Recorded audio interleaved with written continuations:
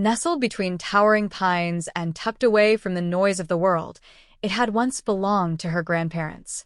Its wooden beams creaked with stories of generations, and its wide windows held endless sunsets reflected in the still, glassy waters of the lake. But it wasn't until that summer, the summer she returned to escape the noise in her own heart, that the lake house became more than just a memory. It became the place she fell in love. Ava arrived in late June, her heart weary and her spirit bruised. She had walked away from a life she no longer recognized, a high-powered job in the city that left her empty, and a relationship that felt more like a performance than a partnership. Her soul longed for stillness, for simplicity, for space to feel again. The lake house welcomed her with the scent of cedar and thyme. The dock groaned softly beneath her bare feet as she wandered toward the edge, where the lake stretched out like a mirror. She stood there for a long time, letting the silence fill her ears. No phones. No deadlines. Just water, trees, sky. She hadn't expected anyone else to be there. But on her second day, as the sky turned to gold and she sat on the porch with a blanket wrapped around her shoulders, she heard music in the distance. Faint. Melodic. Like someone playing a guitar by the water's edge. Curious, she followed the sound along a narrow path through the trees. The branches whispered above her, fireflies blinking to life around her legs. Then she saw him, sitting on a rock near a small campfire, strumming his guitar with quiet ease. He looked up. Their eyes met, and the world tilted. His name was Noah. He had rented the small guest cabin on the other side of the lake for the summer, taking a sabbatical from his job as a marine biologist. He was everything she wasn't used to, gentle, grounded, fully present. He moved with the calm confidence of someone who had nothing to prove. Over the next few days, their paths crossed more and more.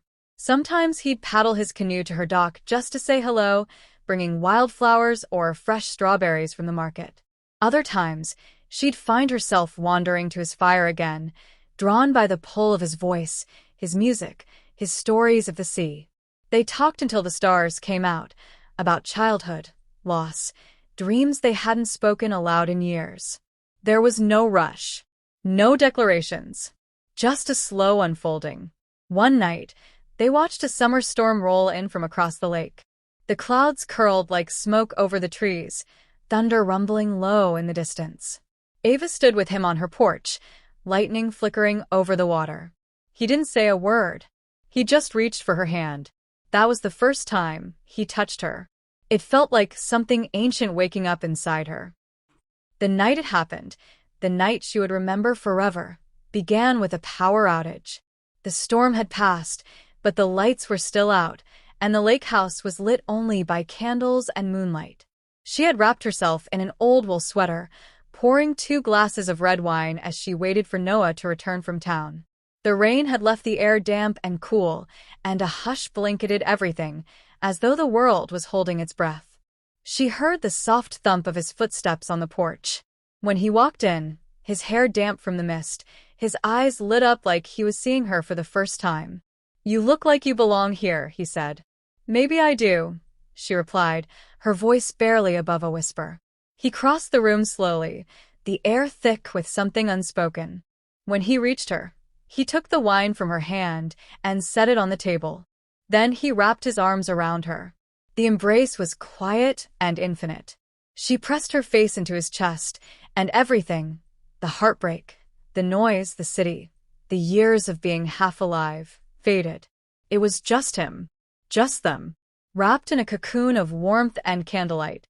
He didn't kiss her right away.